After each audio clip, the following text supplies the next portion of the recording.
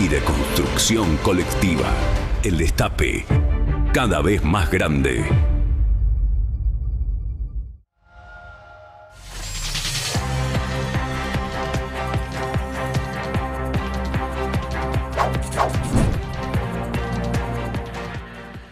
Los negocios más importantes de los primeros 2 años del gobierno de Javier Milei se cerraron en el Hotel Libertador. ¿Se acuerdan? Donde estuvo viviendo varias semanas antes y después de ser elegido presidente.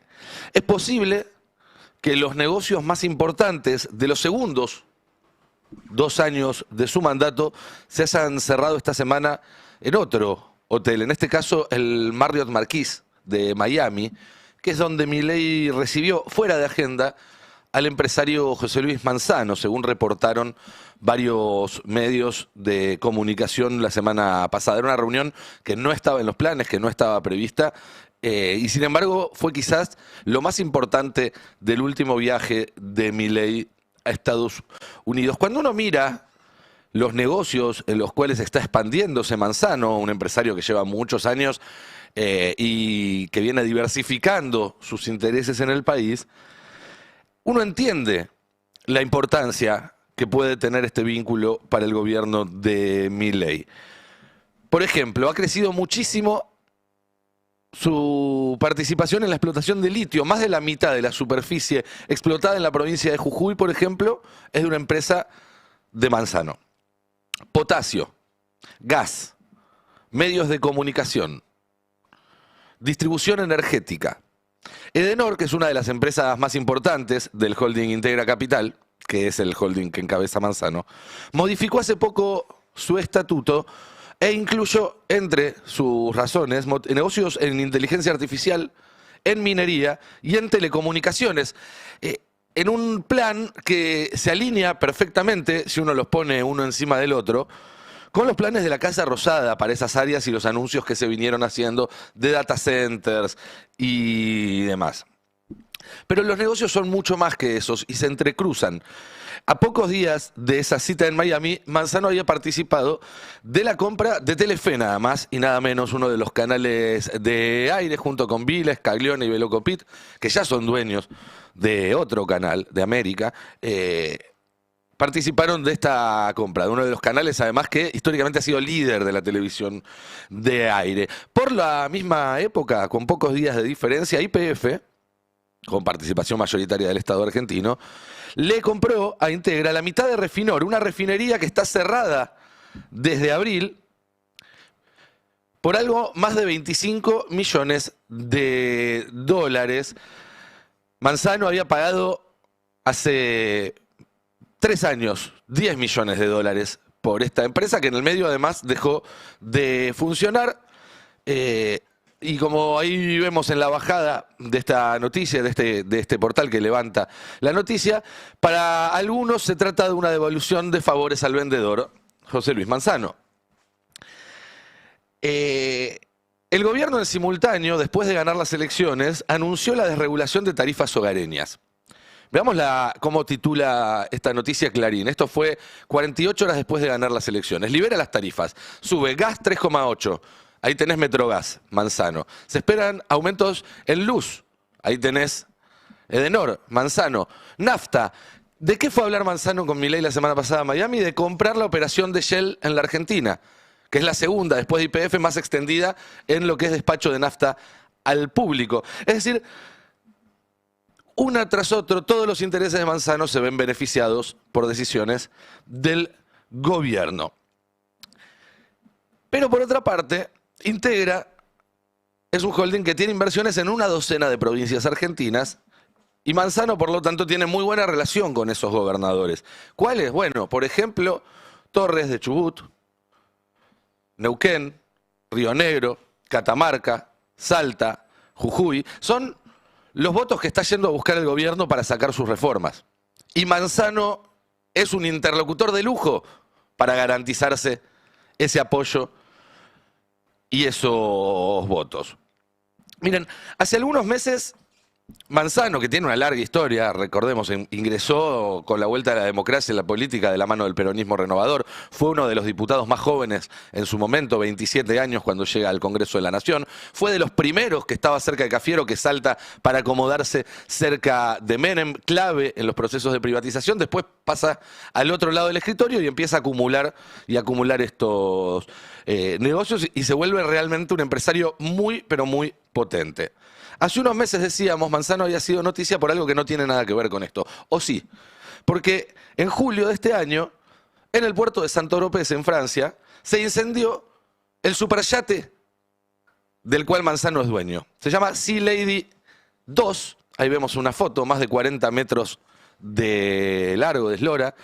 Hay otra foto más donde se lo ve ya en el incendio, que por suerte no tuvo víctimas fatales, pero que mandó a este barco que se había fabricado a mediados de los 80, pero había pasado por una renovación total en el 2024, hace pocos meses, y estaba evaluado en más de 100 palos, 100 millones de euros, lo mandó a desguace.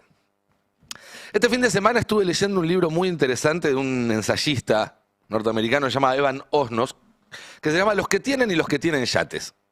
Él es un tipo que escribe para varios medios y se pasó los últimos 10 años conviviendo o moviéndose en torno a los súper ricos y tratando de retratar esa cultura tan particular que se está generando en la punta de la pirámide de ingresos y de riqueza en el mundo. Uno de los hallazgos centrales y que le da título al nombre es el rol central que juegan los grandes yates en esta cultura. Este yate, el de Manzano, durante mucho tiempo fue de los más grandes del circuito de yates de lujo en Europa.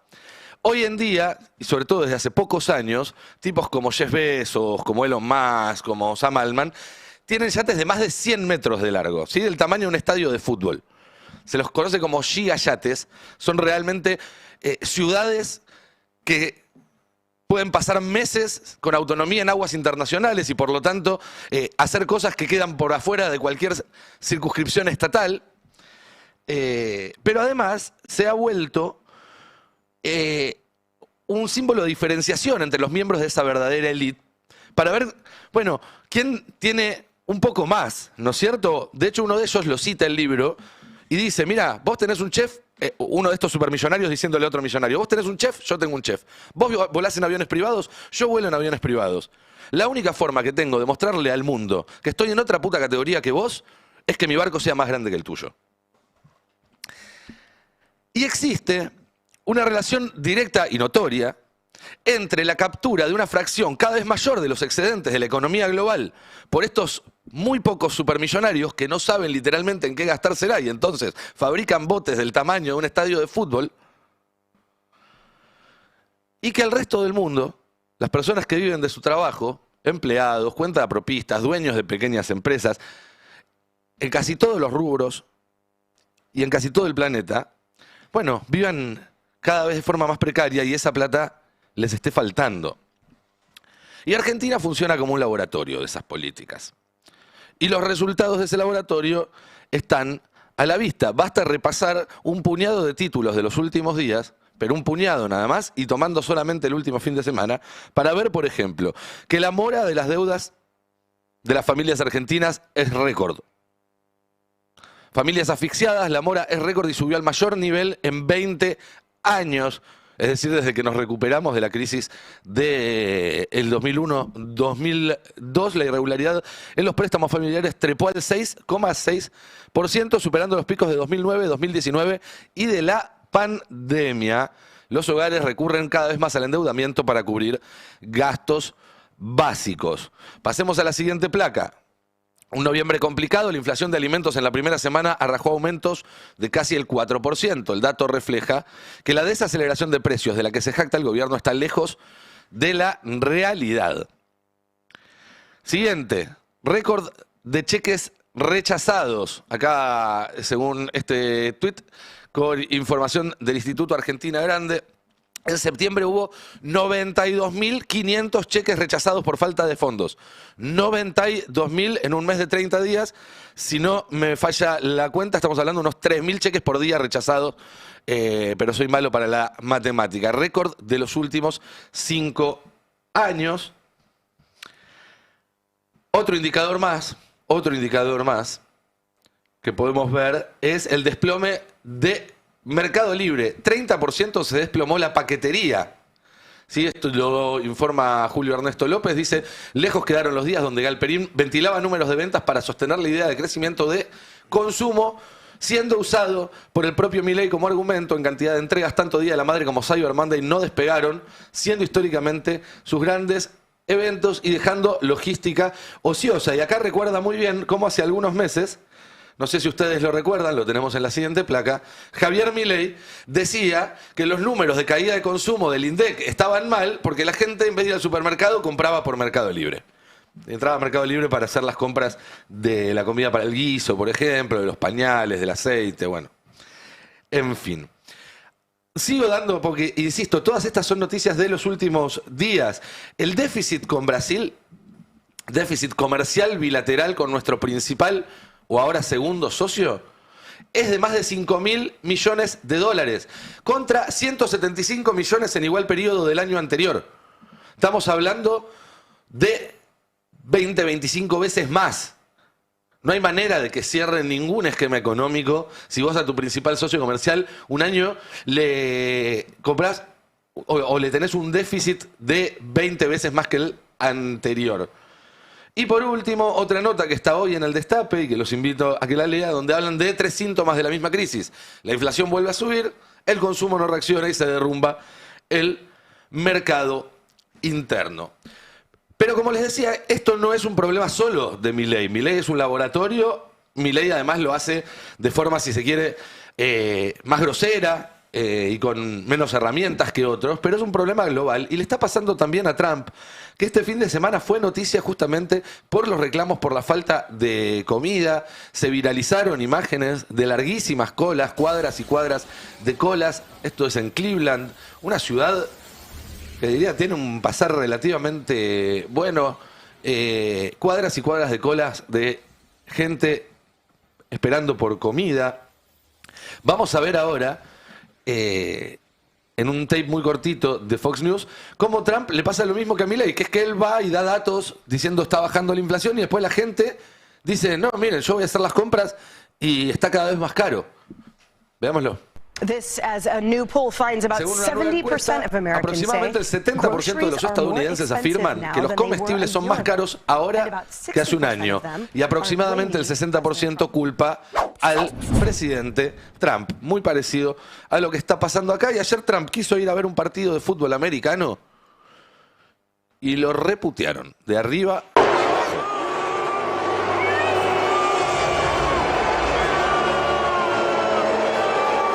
Se escucha claramente la silbatina y los bu, que son mucho más fuertes que algunos aplausos. Hay fotos, ahí se ve gente incluso señalándolo o elevándole el dedo del medio. Bueno, la verdad es que una situación delicada y también muy parecida a la de Milei, porque nosotros nos lo olvidamos después de la elección, pero Milei hace menos de un mes caminó 20 metros por la vereda en Avenida de Mayo y Florida y lo recontraputearon. Y obviamente hay más gente que lo vota que gente que lo putea, por ahora sí. Y es más, probablemente haya gente que lo putee o tenga ganas de putearlo y lo haya votado, porque así funciona la democracia, no es todo lineal, no es un Excel. Pero tampoco es un dato que se pueda obviar la enorme impopularidad que tienen estas políticas donde sea que se apliquen. Porque más allá de diferencias de retórica, porque Trump es nacionalista y Milei es nacionalista de otros países que no son el suyo, los dos gobiernan para esta élite de supermillonarios. Y cuando haces eso, por definición, el resto del mundo, que somos no el 99%, sino el 99,9999999%, vamos a vivir cada vez peor. Hoy existen en el mundo más de 3.000 supermillonarios, es decir, gente que entra en la lista de Forbes que pone el corte en 1.000 millones de dólares. Y en conjunto controlan el 14% del Producto Bruto Mundial. 3.000 personas, el 14% del Producto Mundial. En 1990 eran 10 veces menos, eran menos de 300 y acumulaban apenas el 2,5%. Es decir, aumentó muchísimo en pocas décadas y en términos históricos la concentración de esos recursos. Y ese proceso no estuvo acompañado de ninguna manera por una mejora similar en la productividad del capital, sino que se trató de una enorme transferencia de ingresos por parte de un sistema diseñado para premiar al capital antes que al trabajo. ¿Sí? El que tiene plata hace más plata más rápido que el que trabaja. A partir de cierta cantidad de riqueza, además, se empieza a multiplicar cada vez más rápido porque tenés acceso a herramientas más sofisticadas, porque podés pagarle a más gente y a más software para que haga cálculos o para que tome decisiones que no están al alcance del resto de la gente, porque existe el tráfico de información privilegiada, porque los ricos se cuidan entre ellos, viven en los mismos lugares, se cruzan en los mismos pasillos y demás. Y no importa entonces cuál sea el origen de esa plata, llega un punto en el cual haces plata por tener plata. Y esto no lo digo yo, lo dice Thomas Piketty, que es uno de los economistas más importantes que estudió este tema, y que dice, más allá de cierto umbral, todas las fortunas aumentan a ritmos muy elevados. Una vez establecidas, la dinámica patrimonial sigue su propia lógica, y un capital puede seguir aumentando a un ritmo sostenido durante decenios, simplemente debido a su cuantía. Por justificadas que sean al principio, sus fortunas se multiplican y se perpetúan más allá de todo límite y de toda posible justificación racional en términos de utilidad social. Lo traduzco. Aparece en el sistema, se crea, gracias al motivo que sea, por actividad privada, por inversión pública, aparecen 100 millones de dólares, que no están asignados. ¿Qué es más útil? Que esos 100 millones se reinviertan en infraestructura, en universalizar el acceso a ciertas cosas, o que se los lleve lo más para comprarse otro yate del tamaño de un estadio de fútbol. Es bastante lógica la respuesta, pero no se trata esto de una falla del sistema. Está diseñado para funcionar así. Así funcionan los mercados perfectos que tanto le gustan a Milei, a falta de instituciones políticas que intervengan para atenuar esa desigualdad. Como, bueno, hay muchísimas herramientas. En la Argentina de Milei, como en buena parte de Occidente en el último medio siglo, esas instituciones que deberían trabajar para ponerle un límite a la desigualdad, hoy trabajan para reforzar esa desigualdad y para facilitar la acumulación infinita por parte de los dueños del mundo. Miremos, si no, en qué consiste la reforma laboral que este gobierno está tan entusiasmado por imponer. Se lo decía el viernes acá en el Destape a Mariano Martín, uno de los que está trabajando en la redacción de esta reforma. Me interesa muchísimo ir en estos puntos y que no se pierda. Se ha hablado mucho del tema jornada laboral. Uno entiende que lo que no se va a alterar es el promedio semanal de 48 horas, pero sí se podrá alterar porque hoy la ley impone que solamente se puede trabajar hasta 8 horas por día y cualquier hora en exceso de eso debe ser computada como hora extra y combinada y acordada con la parte laboral. Con la aplicación de un banco de horas, ¿hasta cuántas horas máximo podría trabajar una persona con este grado de flexibilidad? Hasta 12 horas. Es decir, cuando el presidente y en particular Federico Sturzenegger han dicho en varias oportunidades que era falso que la jornada laboral se pretendía extenderla hasta 12 horas, en realidad es cierto. Es decir, va a estar esta potestad de que la jornada laboral... No. Déjeme hacer la aclaración. Sí. Déjeme hacer la aclaración. Yo tengo gran respeto por lo que haya dicho Sturzenegger y mucho más si lo dijo el presidente, pero la jornada promedio implica que el trabajador que un día trabaja 12 horas, al día siguiente trabaja 6. Claro, perfecto. Pero las cuatro horas ahora, excedentes... las 12 horas son simples, no tiene horas extras. Por eso digo, las 4 horas excedentes... Espere. ¿Qué ha pasado en las experiencias de la jornada promedio en la Argentina? Que cuando uno trabaja 12 horas, aunque no se computen las horas extras, la incidencia de las horas extras está dentro del valor horario de esas 12 horas. Entonces, en la experiencia de minería, de petróleo, heladerías Fredo, en el Parque de la Costa, en los centros en los centros comerciales, o sea, lo que nosotros llamamos shopping, que se usan en jornada promedio desde hace muchos años, el trabajador que presta servicios durante esas 12 horas tiene un factor de incidencia dentro de esas 12 horas en donde el valor de las horas extras no se pierde, sino que está computado. Con un agregado. Este es espectacular. El que está hablando es de Diego, es un abogado laboralista que está trabajando en la redacción del proyecto del gobierno. No solamente reconoce que van a querer que labures 12 horas, sino que además, con lo último que estaba diciendo, cuando decía, bueno, en minería, en petróleo, los trabajadores de Fredo, está desmintiendo el argumento de que la legislación laboral actual es la misma hace 70 años. Todas estas cosas ya se pueden discutir convenio por convenio. No hace falta el reformar la ley para eso. La ley es para que el empleador tenga una situación de mayor poder sobre el empleado y entonces no les tenga que pagar a valor real esas horas extras y además pueda definir cuándo laburan, cuándo no, etcétera. Pero 12 horas es hasta poco, porque cuando vos a estos tipos les das poder, quieren todavía más que 12 horas. Si no escuchan a Alfredo Olmedo, ¿se acuerdan? El exdiputado, uno de los principales socios de Milei en Salta y uno de los grandes empresarios del país también. Nos cuidamos con el personaje, pero él es el dueño individual más grande de campos de sojeros de la Argentina. Imagínense. Bueno, esto es lo que decía Olmedo sobre cómo le gustaría que fueran las relaciones de trabajo. Pero yo trabajo 14 horas por día y usted me ve impecable, ¿verdad? Sí. ¿Cuál es el problema? Si se las pagan, pero le quiero aclarar algo para que no tenga duda. Los derechos que tiene usted nadie se lo va a quitar, una ley es después. Es para el nuevo empleo. Y por ejemplo, yo tengo, entre otros rubros, tengo un restaurante, tengo una confitería, tengo un hotel. El mozo, si fuera por el mozo, quisiera trabajar 20 horas. Porque como gracias a Dios factura bien el restaurante y en la confitería, no solo ganan un buen sueldo, ganan las horas extras, pero y además las propinas, entonces hacen como un doble sueldo. Claro. Entonces, la jornada laboral no tengo duda que va a ser de 8 horas. Ahora, seguramente va a haber condiciones para aquellos que tengan que trabajar 10 o 12, por ejemplo, una cosecha, por ejemplo, este caso del mozo. Bueno, estoy casi seguro de que ningún mozo quiere laburar 20 horas. Si por 8, por ejemplo, pudiera volverse a la casa con la plata suficiente en el bolsillo como para vivir dignamente. Si quiere vivir 20 horas es porque por las 8 que labura no le estás pagando lo que corresponde. Y no solo la reforma laboral, la reforma tributaria también va a ser para bajarle más impuestos a los más ricos, la reforma penal va a ser para proteger esa propiedad privada, no la tuya, la de ellos. Y mientras tanto avanza la entrega del país, que es parte de ese mismo plan. Poner todos los recursos y las capacidades de la Argentina a disposición de esta alianza entre Silicon Valley, Wall Street y la Casa Blanca.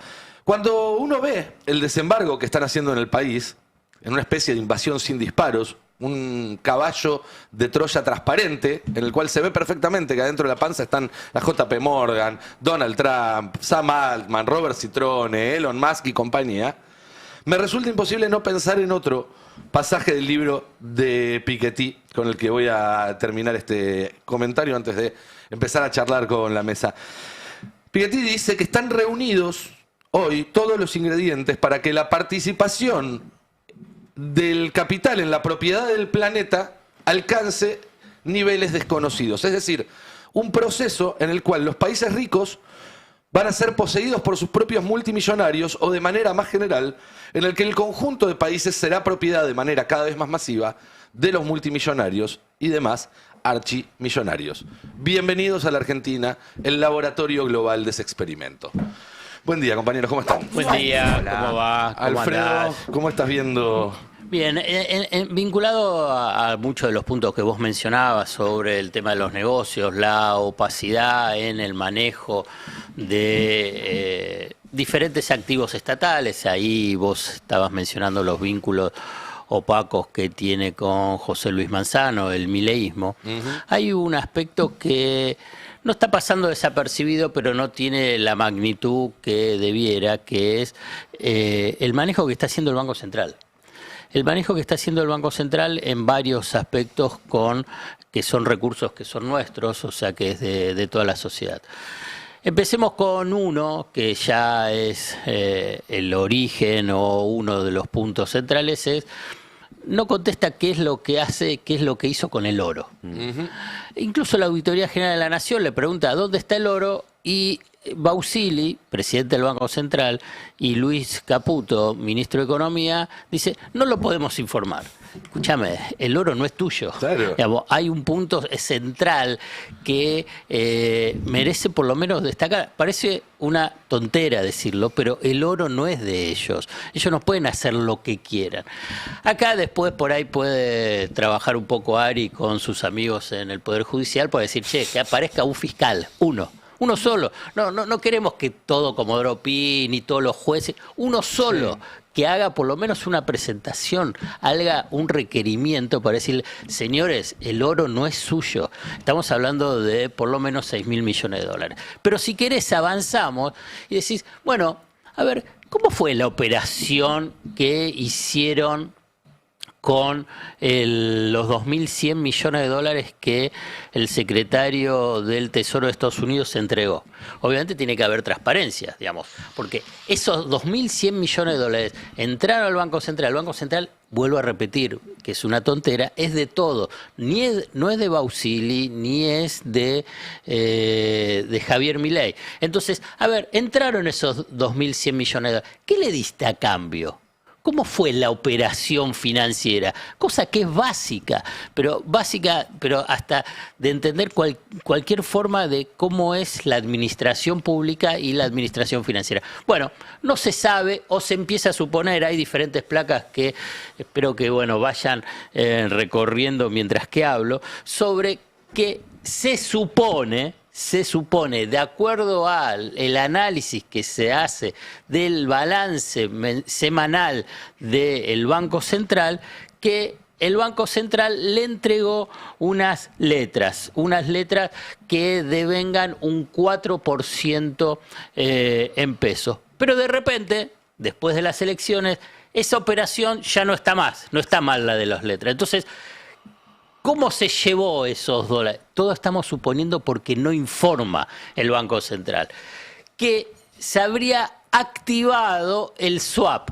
Entonces le dieron esos dólares. El cálculo es que en menos de 30 días, la Secretaría del Tesoro, habilitado por Bausili, permitió un carry trade monumental que por lo menos se llevó el 10%, o sea, 200 millones de dólares. Besen ganó 200 millones de dólares. Estados Unidos ganó 200 millones de dólares. 10% en dólares. En dólares. 10% en dólares. 10% en dólares. Bueno, todo eso no lo informa el Banco Central, pero hay otras cosas más que no informa. Sí. Aclaremos también que cuando decimos que Estados Unidos ganó 200 millones de dólares es que los pusimos nosotros. Sí, claro, sí, por porque eso. Porque si no pareciera claro. que ganó. No. El Banco Central, que es deuda del Banco Central. Viene un vencimiento de intereses de la deuda con el Fondo Monetario Internacional y la cuestión es que no aparece claro ¿cómo es que se pagó ese dinero? ¿Se dan cuenta lo que estoy hablando? Porque en otros momentos vos veías, había pagos, se informaba, bajaban las reservas. Bueno, no aparece. Se vuelve a suponer que Estados Unidos entregó un monto en DEX. DEX es la moneda del Fondo Monetario Internacional. El Fondo Monetario Internacional, cuando da un préstamo, no lo da en dólares, lo da en DEX, que son equivalentes. Después en el mercado, obviamente cuando se opera, pasan a ser en dólares, pero el DEX es como una canasta de monedas donde está el dólar, está el yen, está el yuan, está el euro y la libra esterlina. Me parece que me falta una moneda, pero bueno, esas son la idea de el DEC. Bueno, tampoco lo informa. El Banco Central es uno de los más opacos de la historia, por lo menos de la recuperación de la democracia. Es como que el Banco Central es una financiera en una guarida fiscal. Sí, exacto. Una cueva. Transformaron el Banco Central en una cueva. Como título. Podemos decir la cueva de Milei. La cueva de Milei. Digamos, el Banco Central es la cueva de Milei. No destruyó el Banco Central, sino que la convirtió en la cueva donde dos mesadineristas, Bausili y Caputo, hacen lo que quieren con recursos que son nuestros. Todo ilegal. Son nuestros. Sí, digamos, esto es lo que tiene que claro. No son de ellos para hacer lo que quieran. En todo caso, si hacen, lo tienen que informar. Y no lo informan. Además, ya que decías lo de que hable con mis amigos, que no lo son tanto. Bueno, uno. Cada vez hay menos. Quizás tenés que hacerte más amigo, Ari. Hay menos. No trabajo de eso. Hay otros que están adelante de un micrófono y trabajan de hacer amigos en el Poder Judicial. No es mi caso. No, te iba a decir que tiene una responsabilidad el Poder Judicial sobre esto, porque hay causas judiciales de otros desmanejos iguales que han hecho Caputo, Bausili y todos esos. Bausili iba a asumir procesado este gobierno. iba a asumir procesado porque en la anterior gestión había contratado a su ex empleador, al Deutsche Bank, porque pasó por el JP Morgan y por el Deutsche Bank, para hacer operaciones de forma discrecional durante el gobierno de Macri, lo cual le significó una enorme ganancia, donde él también mantenía una relación comercial con el Deutsche Bank por haber sido un ex empleado. Y poquito antes de asumir le limpiaron esa causa para que asumiera en el gobierno de Milei sin causas judiciales vigentes. En el caso de Caputo la tiene vigente. Yo no sé si viste este fin de semana, pero hay mucha nota periodística, bueno, mucha nota diciendo la causa Cuadernos es la más grande de la historia argentina. Sí, no es ni cerca. Sí, pero no es ni cerca. O sea, en volumen de gente no es ni cerca la megacausa ESMA. Hubo más acusados, más víctimas que en esta. Bueno, acá hay por ahí más acusados que en la megacausa ESMA. Pero por guita tampoco. O sea, la causa más grande por guita de corrupción que hay es la deuda con el FMI. Con el FMI, te iba a decir, sí. 45.000 millones de dólares, no hay forma de llegar a eso. Y ahí está Caputo y es absolutamente impune. Lo mismo que vos decías, la AGN ya presentó un informe en esa causa donde dice que no hubo expediente para tomar la deuda con el FMI, que el expediente se hizo después, que no se integraron los desembolsos en el presupuesto, que no hubo control del Congreso, que la firmó Caputo sin poder firmarlo. O sea, Caputo firmó un papel sin siendo presidente del Banco Central y lo tenía que firmar el ministro de Finanzas y lo firmó él. Y encima se fugó toda la guita. Bueno, es impune. Y ahora vuelve a hacer lo mismo. No sé qué pasará. Todo esto que vos contaste recién es una causa judicial atrás de otra. Ahora o sea, es un delito atrás de otro. Digamos, en ese momento era Argentina con el Fondo Monetario Internacional, ahora se suma el Tesoro de Estados Unidos y ahí también se entiende mejor el silencio, ¿no? Claro. Porque todo lo que se comunique en relación a el Tesoro activando un swap con Argentina también le juega en contra en Estados Unidos, entonces también para mí ese secretismo hay que leerlos en términos del costo político. El escándalo que hicieron cuando Cristina no daba información del acuerdo con Chevron. Sí. Un Sí, escándalo. pedían autonomía del Banco Central y Bausil es el socio histórico de Caputo. No, Ese es el piso de discusión. Y es el primero que estaba sentado en la mesa de gabinete, la reunión de gabinete la semana pasada, la el primero última. que saluda a Milei con un abrazo. Pero Yo voy a ir en las contra de todo, yo estoy de acuerdo en que el Banco Central no sea independiente. No, pero Sí, ese pero lo no. mismo para todos. O sea, ese es el problema. Es que cuando No, es la gobierna el peronismo las reglas son una y cuando No gobierna... sé, Bonuras, hace lo mismo el Es peronismo. la contradicción, No, de y ellos, lo que eso. sería el país Pero sí, no es existe cierto. más esa Pero por eso contradicción. sí, lo que es sería el cierto. país si un gobierno peronista hubiera llevado el oro a un lugar secreto y Sin no se saber dónde supiera. está. Pero con el swap de Estados Unidos, que es el último, no se sabe la tasa, no se saben los plazos, no se saben las condiciones de ese crédito, ni las condiciones políticas. Sí. ¿Y cómo? Bueno, Son hace un 20.000 rato- millones de dólares. Hace un rato Andrés Gil Domínguez, abogado constitucionalista, publicó, si tenemos ahí el tweet, que había hecho un pedido de informes justamente para que le informen de las condiciones del swap, que se venció el plazo y no se lo contestaron. Porque directamente no... Ahí está, ¿no? Interpuso un pedido de solicitud de acceso a la información pública, algo que acá Ari hace permanentemente, digamos, que es algo que por ley está Sí, el gobierno reglamentado. podría haber contestado pidiendo una prórroga de 15 días más, por lo que entiendo no la pidió. No. Y bueno, lo hacen sistemáticamente. Pero acá parecía, digo, por la respuesta, lo que dice es pasaron los 15 días, Sí. puro humo o violación de normas constitucionales. Ahora, las maniobras que hace el mercado para ver qué está pasando, o sea, cómo se ven los balances, lo tenemos en la placa 3, que es este cuadro en relación a cuántos DEG tenía la Argentina el mes pasado y cuántos DEG tiene ahora, esta moneda justamente del Fondo Monetario Internacional, y uno ve el salto, ¿no?, de parte de septiembre a octubre, y ese salto no tiene que ver con que el Fondo Monetario nos haya dado plata, sino que lo que se infiere, de nuevo, no hay ninguna confirmación oficial ni de Argentina ni de Estados Unidos, que parte de esa activación del swap se dio directamente en la moneda del fondo. Esto es fuente oficial del fondo, fue una nota que lo tenemos en la placa 1 de Bloomberg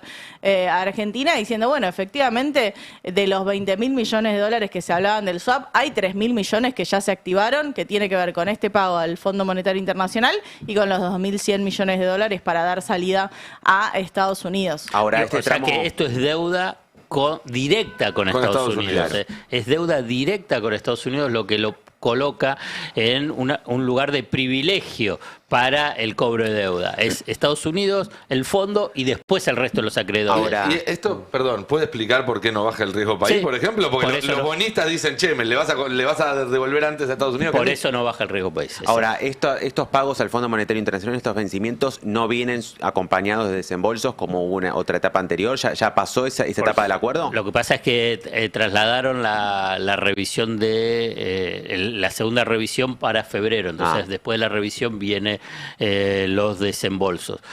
Lo cierto es que esto marca de por qué tiene que apelar a este tipo de endeudamiento opaco que no se conoce, endeudamiento público que no se conoce las condiciones ni de tasa ni de plazo, porque hay un componente ideológico fundamentalista de no comprar dólares para las reservas. Claro.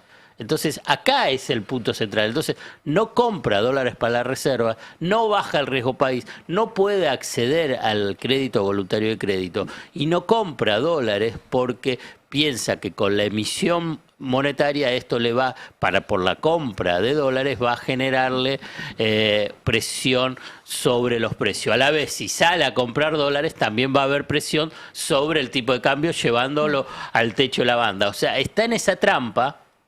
No quiere salir de la trampa y mientras, para mantenernos en esa trampa, lo que está avanzando es en un endeudamiento opaco, oculto, directamente con Estados Unidos. Ahora, ¿esto le conviene a algún sector de la economía? Al la patria financiera. Al sector financiero. Porque si querés, a los que quieren tener el dólar calmo, que son muchos, que yo pienso que para tener el dólar calmado gran parte de la sociedad prefiere que haya un dólar tranquilo. Pero y No otra hay parte de la bicicleta sociedad, financiera sin un dólar Claro, tranquilo. pero Techín no está detrás de importadores por eso. están más contentos, exportadores están menos contentos. No, Techín están esperando la otra parte, un poco lo que hablaba Kirno hoy en A24 más temprano, esta idea de, bueno, que los productos argentinos tengan alguna preferencia en estos aranceles que impuso Estados Unidos.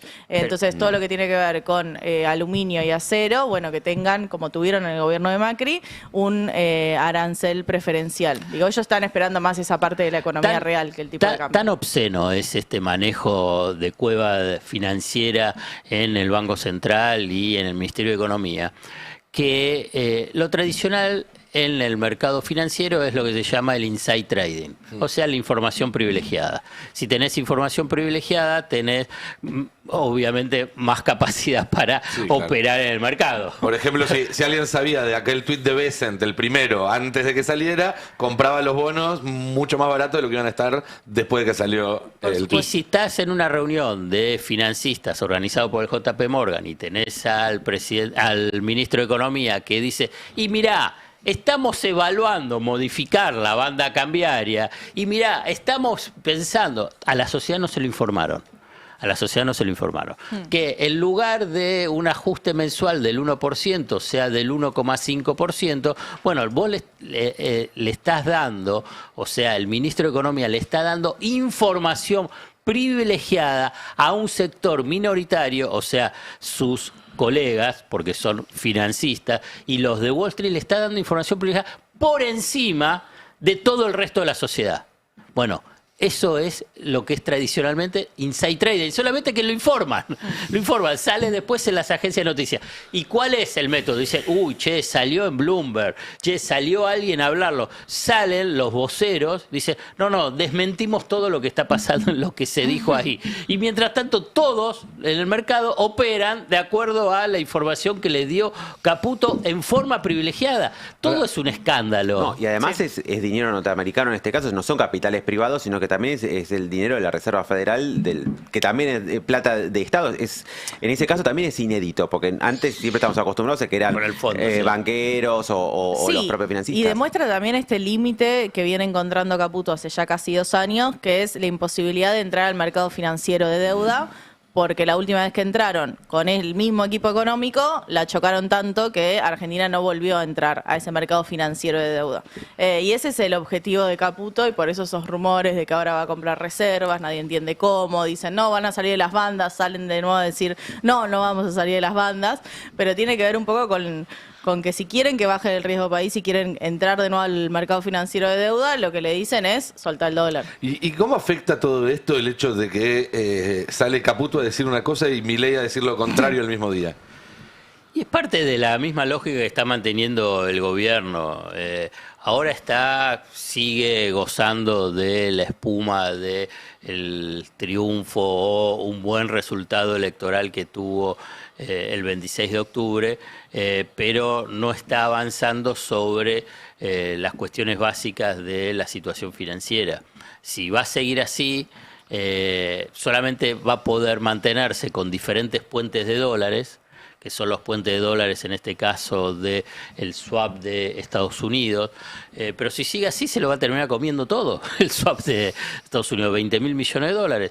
Y entonces se acercará de nuevo a la cornisa financiera y después aparecerá ahora, ya va... Tengo pregunta. Alumno Lijarán, un segundo, deje terminar la explicación del profesor. Esperará No me dejan preguntar. la cosecha récord del trigo. Más o menos van a ser 4.500, 5.000 millones de dólares. Ahora después también esperará la de la cosecha gruesa. La inundación igual en la provincia de Buenos Aires. Por ahora no. La Bolsa de Comercio de Rosario mantiene las proyecciones. ¿Profe? Sí, diga, Ari. Usted, vamos a ver. Ladre, tiene que Sí, decir. profe, no, No, yo soy un Su alumno profe que- favorito, me parece. me acuerdo los nombres de todos los yo en alumnos. general no era el alumno favorito, pero era un bardo. Cotiza bien entre los periodistas económicos que le digan profe, ¿eh? Me mandó. Y entre los candidatos ni te cuento. Sí, cuando venga traiga a las esposas ya. Ya Claro, voy. entregado. Justo Machado ahora está en Estados Unidos. Bueno, no, nosotros tenemos un swap con China, Sí, ¿no? El swap con China está acá, La Plata, digo, está en la contabilidad de... sí. Sí. En la contabilidad sí. Por Ok. eso las reservas están en 44. ¿Y el Estados Unidos? No. No está. Esto es todo un desastre. So- Esto es algo que, por eso, O sea, que no cada sé vez que- si es por ahí. Ustedes siempre dicen, bueno, el político que salga. Yo digo, no es el político. Por ahí sí, también.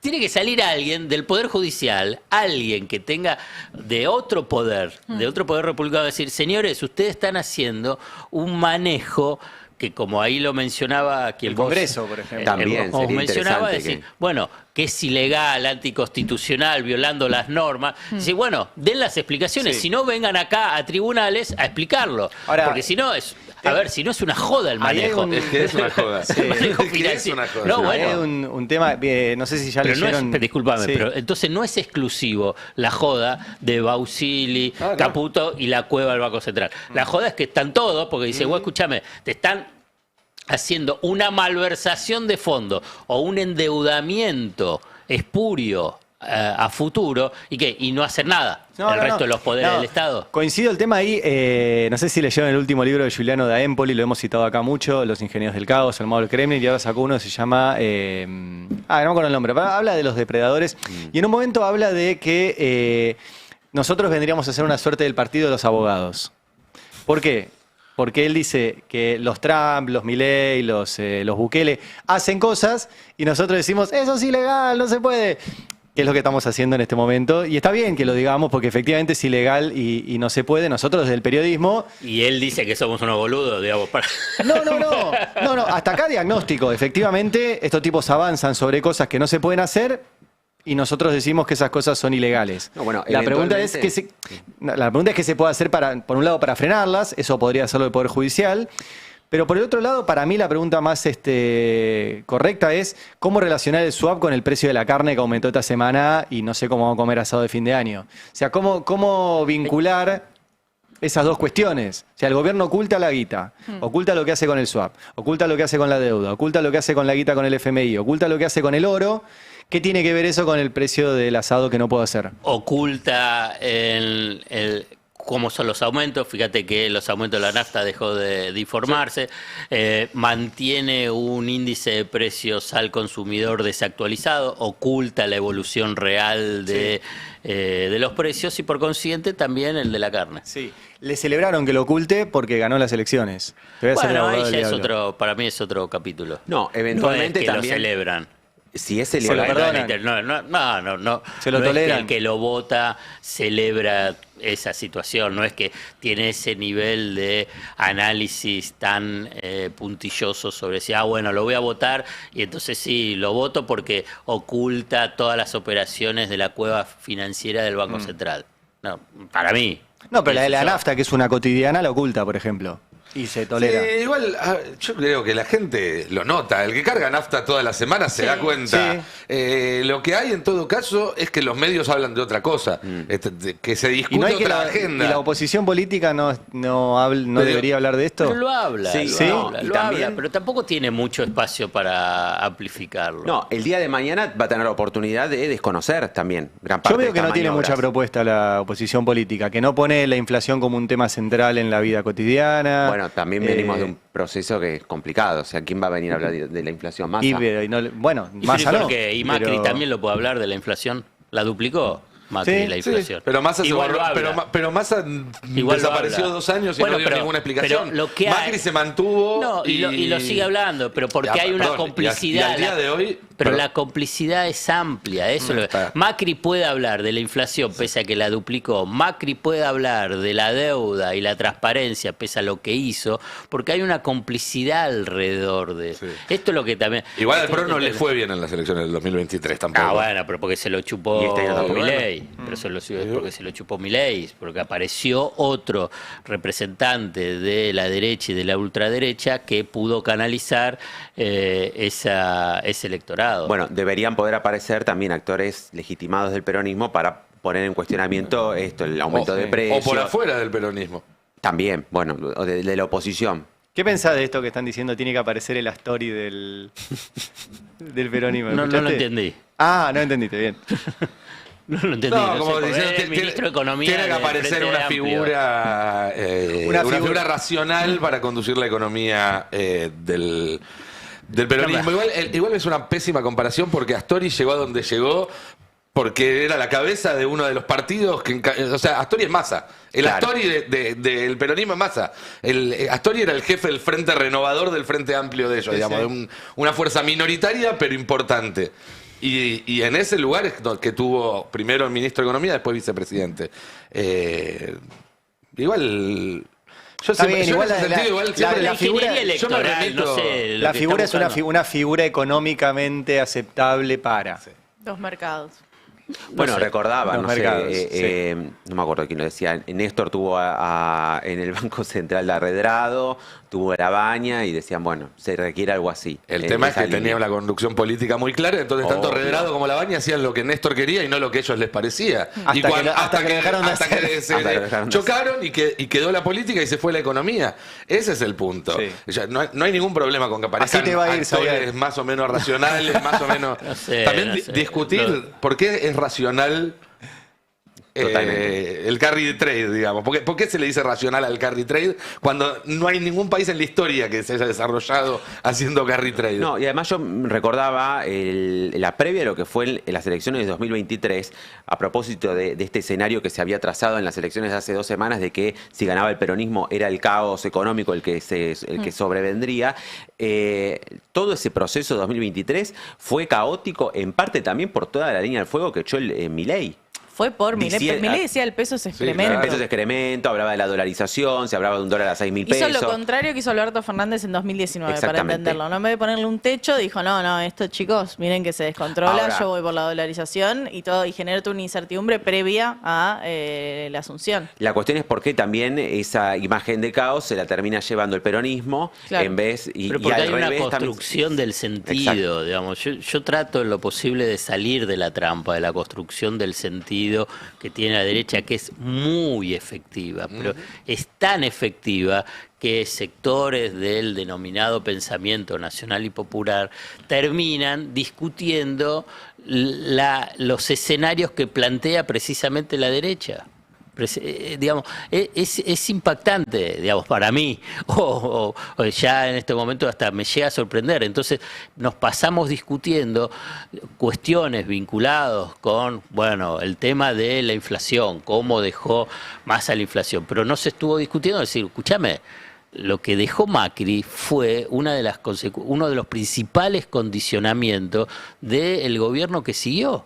Entonces, y Macri aparece, dice, y una y otra vez va y piensa que es parte de este diálogo que tiene que construirse la gobernabilidad en la Argentina, cuando es uno de los principales responsables del condicionamiento y del ocaso económico de la Argentina. Pero de ahí, Alfredo, no es otro. Entonces Macri no aparece. Pero yo coincido con vos en no comprar el discurso impuesto por el sector dominante. Ahora, de ahí a decir la inflación no es un problema es otro extremo. No, yo nunca digo eso. ¿Cuál es la propuesta que tiene la oposición respecto de la inflación? Él dice, bueno, no puede hablar porque es más, qué sé yo. Tiene que hablar. Tiene que hablar. Eso es lo que a ellos no me gusta. Tiene que hablar. ¿Cómo que no puede hablar? ¿Qué es lo que no puede hablar? Cristina dejó la inflación al 25% y acá todavía ni llegó Milei a ese 25%, y el 25% que dejó Cristina es no el del INDEC, es lo que informaban en forma, digamos, por no sé de qué forma,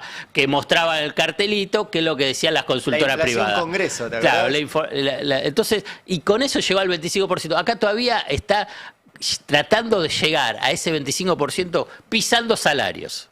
Recesión, con una doble recesión en 2 años, pisando el tipo de cambio, o sea, generando lo que vos fíjate que ahora no hablan, inflación reprimida. ¿Te acordás que durante muchísimo tiempo, durante el periodo de los gobiernos nacional y populares, se hablaba de la inflación reprimida? Ahora no se habla de la inflación reprimida. No se dice, escucha, ¿cómo no hay inflación reprimida? Si estás pisando salario, estás pisando la producción nacional con una ola importadora y estás pisando el tipo de cambio. Obviamente que hay una inflación reprimida porque hay una intervención directa del Estado regulando precios básicos de la economía. Pregunta, porque ahora supuestamente se confirmaron las bandas que van a actualizarse un 1%, algunos dicen que lo podrían llevar al 1,5%. Bueno, es lo que dijo Caputo. Por eso. Ahora, la banda inferior dejó de existir. ¿Cuál es la diferencia entre este esquema y el esquema que se agotó en abril, donde había un crawling peg del 1% contra una inflación del 2, 3, 4? Sí. Es más o menos lo mismo, porque estás muy cerca de la banda de arriba. Podés asimilarlo a eso, sí. Sí. Va a funcionar. O sea, si no funcionó en abril, ¿por qué las bandas no existieron. Las bandas no existieron. También es una de las ficciones construidas donde decimos que existe lo de las bandas cambiarias, porque teóricamente si llega al techo de la banda, el Banco Central tiene que salir a vender dólares. Y vos fíjate que casi no salió. Hizo todo lo posible para no salir. ¿Por qué? Porque hay un acuerdo no escrito, o mejor dicho, no difundido, sí escrito, que no puede vender los dólares del Fondo Monetario Internacional. Esto es un elemento, lo publicamos hace un par de meses en el Destape Web, que hubo previo a la aprobación del crédito extraordinario a Javier Milei, una reunión del directorio del Fondo Monetario Internacional, los principales directores del Fondo Monetario Internacional, con Cristalina Georgieva y el representante argentino, donde le mostraron, porque los otros directores dicen, escúchame, de nuevo le vamos a prestar 20.000 millones de dólares a Argentina. ¿No te acordás que el anterior, al quien también va a firmar, se los dilapidó? Bueno, el compromiso es no pueden vender. Vos fíjate que no vendieron dólares cuando estaba en una situación siempre extrema. Tuvo que salir Estados Unidos, de nuevo Trump, del mismo modo que Trump presionó para el crédito de esos 20.000 millones de dólares, salió Trump para darle otro puente de dólares, como también utilizó otro puente de dólares con el regalo de 1.500 millones de dólares, las retenciones al complejo agroexportador para que entregue 7.000 millones de dólares. Y ahora sigue entregando. Entonces, pero no vende esos dólares del Fondo Monetario Internacional. Clarísimo. Debuta Santilli hoy, Alan, finalmente es oficial. Sí, ya con lo que será la asunción mañana a partir de las 15 horas y hoy ya habiendo renunciado como diputado nacional, lleva adelante 2 reuniones con gobernadores. Hubo 2 también de alguna manera informales el viernes con Ignacio Torres y también con el gobernador de... estuvo con Torres y con Jalil de Catamarca, exactamente. Hoy va a recibir a Yarlora y también ahora Dorrego. El encuentro con Sáenz, con el gobernador de Salta, se postergó. Están atentos a lo que va a ser un posible viaje de Milei el jueves a Corrientes, porque también en el marco de este relanzamiento de la gestión, este nuevo gabinete, también Milei va a empezar a visitar las provincias. Va a arrancar con Corrientes, una provincia donde no logró acuerdo electoral con el gobernador y en la cual perdió también la Libertad Avanza, salió segundo.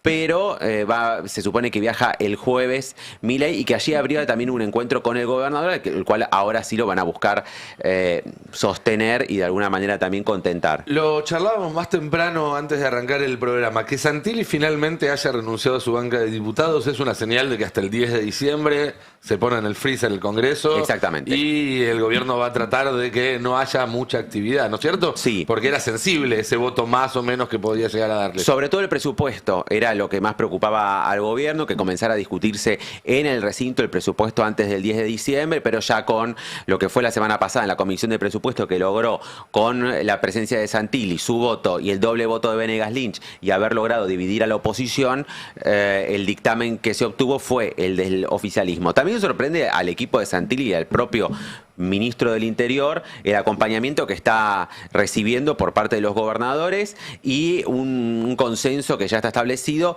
y que incluso en este caso hay un cambio de actitud del presidente de que este año sí todos quieren que haya presupuesto para el año 2026 y no está sobre la mesa la especulación de prorrogar una vez más el presupuesto 2023, algo que fue moneda de cambio permanente en las anteriores discusiones de presupuesto y que finalmente terminó siendo utilizado por el gobierno para la ejecución con total discrecionalidad de la administración libertaria.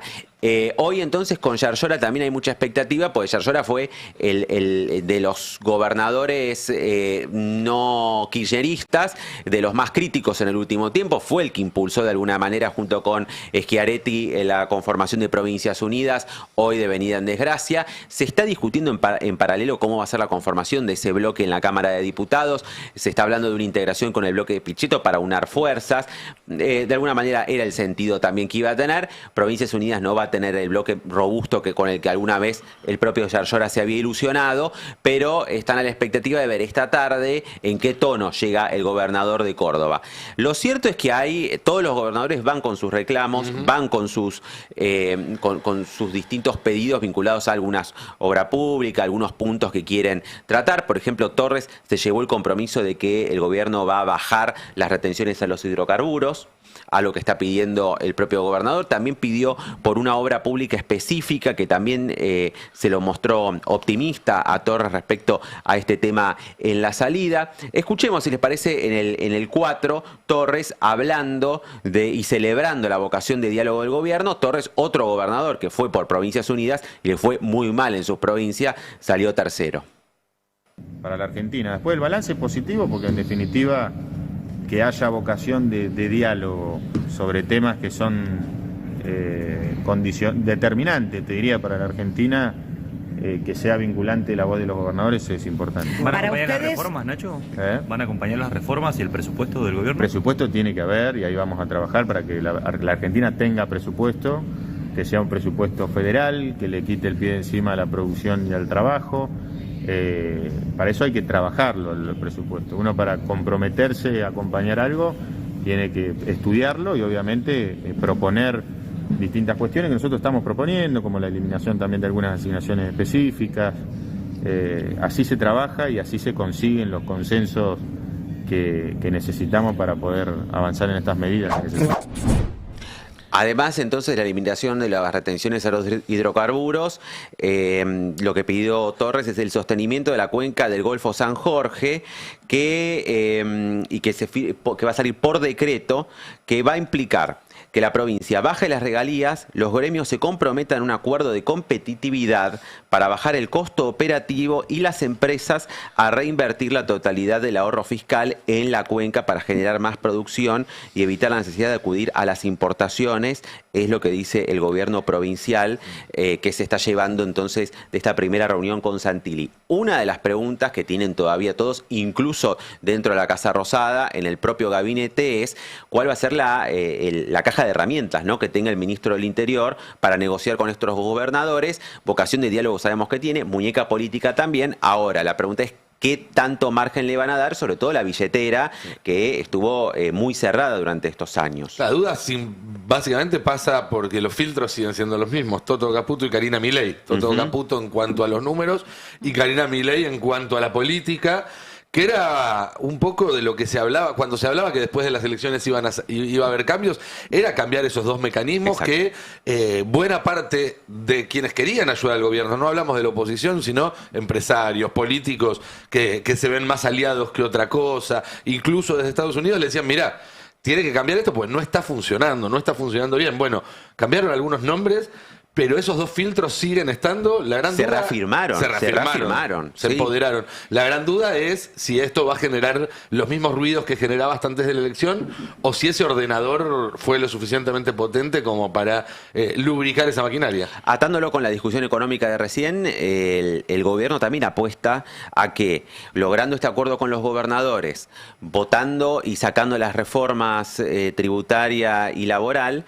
van a poder lograr también de esa manera una baja del riesgo país, y que con eso también las provincias puedan volver a los mercados internacionales y también de alguna manera bajar la presión que tienen los gobernadores de recursos del propio gobierno nacional.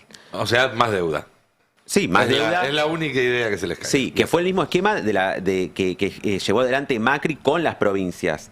¿Te acordás que durante el gobierno de Mauricio Macri también lograron que varias provincias se endeudaran, y algunas, bueno, han tenido dificultades después para renovar esa deuda para hacer el rollover? De hecho, Kicillof todavía está lidiando con la deuda que dejó María Eugenia Vidal. Buen día, Noelia Barral Griguera. Muy buenos días, chicos, ¿cómo están? Bien, te veo muy sonriente, Estoy no sé por qué feliz. será. Vos también estás muy feliz, estás sonriente. Pero creo que es el sol, el aire. Está llegando el verano. Es la primavera, nos alegra. Ahora hablan 2 minutos. Cuando salgo campeón, al final le tengo que pedir, por favor, al Tano, ¿podés pasarlo de Racing cuando salimos campeón? Ustedes ganan un partidito. No salte que no hay charquitos allá. Un partidito ganan, un partidito con el peor River de los últimos años. ¿Sabés la última estadística de River? Una estatua tiene el técnico de River, te voy a decir. 11 partidos. Perdió 10. Y bueno. Tenés que ver la pregunta. ¿Cuál ganó? No estábamos hablando del Congreso. Por la Copa Argentina. Bueno, en un minuto nos metemos en la interna dentro del peronismo, pero la quiero atar a lo que tiene mucho trajo que ver con Alan, lo que decía Alan, porque vos tenés algunos datos más de cómo sigue la agenda de los gobernadores, ¿no?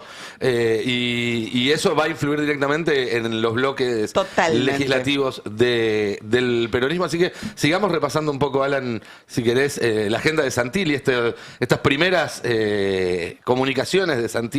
Y lo asociamos a la interna del peronismo luego. Sí, también está muy fuerte ahora, y pasamos a lo que dijo Jorge Macri, porque ayer también empezó a dar entrevistas. Jorge Macri, que no está por ahora en la lista de convocados por Diego Santilli, sí está previsto en el marco de la gira del presidente que haya alguna foto en algún momento, no sería esta semana, no sería la semana que viene, con el jefe de gobierno, pero lo cierto es que Jorge Macri también está pidiendo recursos. En este caso vamos con el número 12.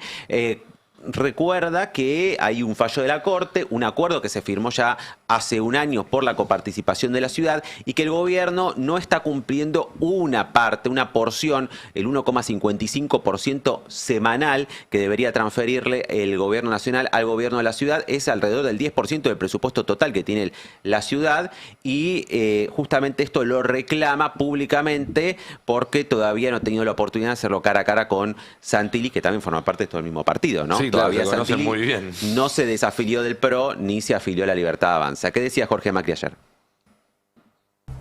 Ustedes dicen que la Nación está incumpliendo el fallo de la Corte en el pago de la coparticipación. Está atrasado en el acuerdo que hicimos el año pasado, sí. Y quieren que ese acuerdo se cumpla y además que sea incluido en el presupuesto 2026. Y sí, como toda obligación de pagar, tiene que estar en el presupuesto. Con lo cual lo he hablado con con todos los diputados que integran inclusive la Comisión de Presupuesto, y es uno de los requerimientos que tenemos. Más allá de eso, el martes a las 11 de la mañana tengo reunión con el ministro Caputo y Guberman, que es el secretario de Ingresos, y voy con mi equipo a ver si podemos destrabar esto. Entiendo que los últimos meses han sido difíciles para el gobierno nacional, entonces algún atraso es aceptable. Guberman justamente recibió la semana pasada en el Congreso la pregunta de los diputados del PRO, que todavía forman parte del PRO, sobre este tema y la pateó para afuera, no contestó sobre qué va a pasar con los recursos de la ciudad, porque hay unos que son automáticos, es el 1.4 diario, y después los semanales son los que por ahora estuvo reteniendo en estos últimos meses el ministro Caputo. Por lo menos le va a dar la mano la próxima vez que se crucen. Se supone que sí, ¿no? Se supone que hay un intento ahora de foto de acuerdo, de unidad. Recuerden, en la catedral fue, ¿no? El 25 de mayo, que Milei le pasó por adelante y lo dejó con Pero ahora hubo un abrazo cuando fueron todos los gobernadores y qué sé yo. Tabula rasa, como se dice. Exactamente, señor. Bueno, les cuento que ahora en por esto favor. claramente hay un laburo de Santilli también para empezar ahora a dar el bloque del peronismo en diputados. Vamos a hablar de la Cámara de Diputados hoy, porque en el Senado medio que ya está plasmado el interbloque con una división interna que incluye, por un lado, a los kirchneristas o más kirchneristas, cristinistas, por otro lado, los que se referencian los gobernadores. En general funcionan juntos, pero no deja de ser una división interna bajo el paraguas del interbloque presidido por José Mayans. Bueno, en diputados la unidad venía bastante tensionada, cómo viene la unidad en el peronismo en los últimos años, y aparece ahora la posibilidad cierta de que las líneas internas se dividan y empiecen a funcionar en interbloque a partir del año que viene, y ahí es donde aparecen con bonete primeros en la fila los gobernadores, que son los que más en cuestión ponen hoy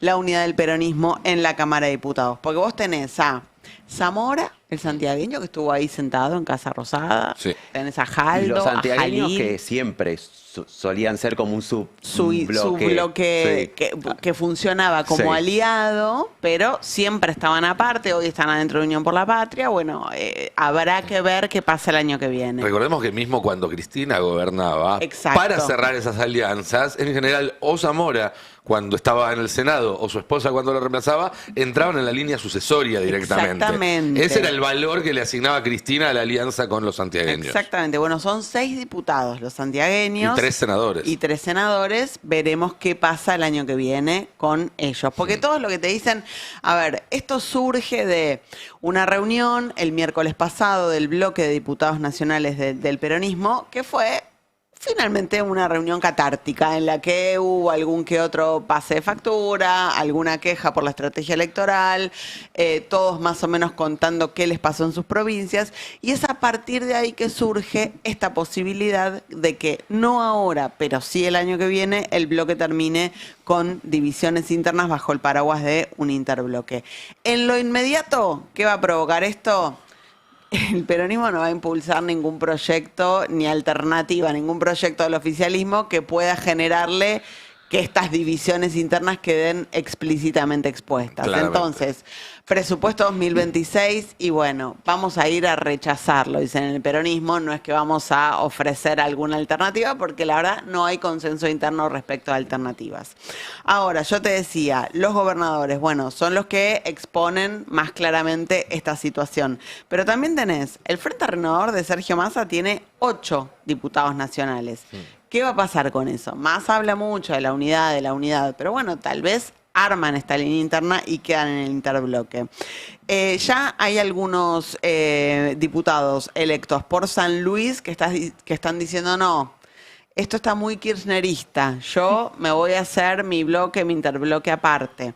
Y además tenés que es una cámara que va a sumar muchas figuras, porque vos lo vas a tener a Juan Grabois adentro de la cámara, que tiene a Natalia Saracho, a Itaí Hagman, a Fernanda Miño, Karen Tepp, que tiene buena onda con Sí, claro. lo que sería el Frente Patria Grande. Bueno, Podría haber un bloquecito ahí. ¿qué va a pasar ahí? Vuelve a la Cámara de Diputados Agustín Rossi, una figura que fue muy importante en los 10 años de gobierno cuando Sí, era sí. jefe de bloque con Cristina. Vuelve a la Cámara de Diputados Teresa García, que es una suerte de mano derecha de Teresa. Y con de mucha experiencia Cristina, parlamentaria, y con igual que muchísimo- Rossi. O sea, dos personas que conocen muy bien el... mucho. Mira, con Gabriel Sued nosotros nos conocimos siendo cronistas parlamentarios, Así estuvimos es. 10 años ahí adentro. Y a Teresa García le decíamos la guardiana del quórum, porque era la secretaria parlamentaria del bloque que sistemáticamente conseguía el quórum para cada ley.